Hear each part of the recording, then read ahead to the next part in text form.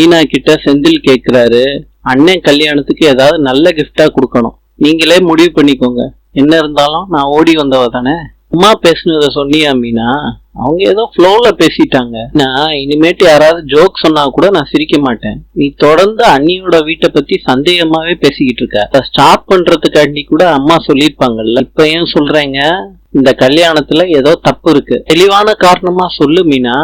இதுதான் காரணம்னு என்னால தெளிவா சொல்ல முடியலையேங்க.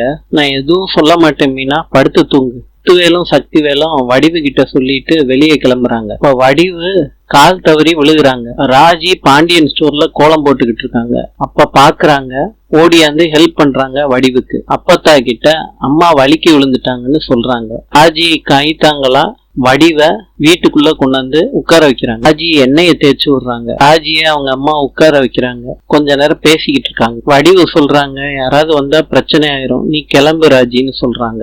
ராஜி கிளம்புறப்ப முத்துவேல் சக்திவேலும் அவங்க மகன் குமாரம் வந்துடுறாங்க. சக்திவேலும் குமாரம் திட்டுறாங்க ராஜிய. குமார் இழுத்துட்டு வந்து ராஜிய அடிக்கிறாரு. சக்திவேல் சொல்றாரு, அவளை கழுத்தை பிடிச்சு வெளியே தள்ளுடா. வடிவு சொல்றாங்க, பெத்த பொண்ணை போட்டு இப்படி அடிக்கிறான், இப்படியே நீ கல்லு மாதிரி நின்னுகிட்டு இருக்கீங்களே, வேண்டான்னு சொல்லுங்க. வெளியே தள்ளுறாரு குமார் ராஜிய. அப்ப பாண்டியன் பிடிக்கிறாரு. உம்பளை பிள்ளைய கை நீட்டி அடிக்கிறிய, வெக்கமா இல்லையான்னு பாண்டியன் கேக்குறாரு. குமார் சொல்றாரு, உங்களை யாரு இடையில வர சொன்னது, போங்க.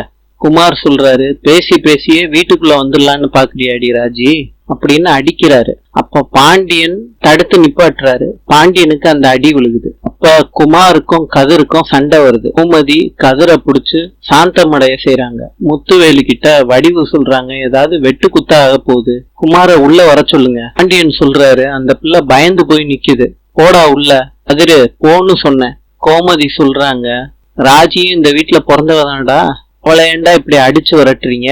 குமார் சொல்றாரு, அவளை மாதிரி நான் ஒன்னும் ஓடி போகல, ஆனா இவ்வளவும் ஒண்ணு கிடையாது, இந்த வீட்டுக்குள்ள வந்தா அவ்வளவுதான். கதிர் சொல்றாரு, என்னடா பண்ணுவ.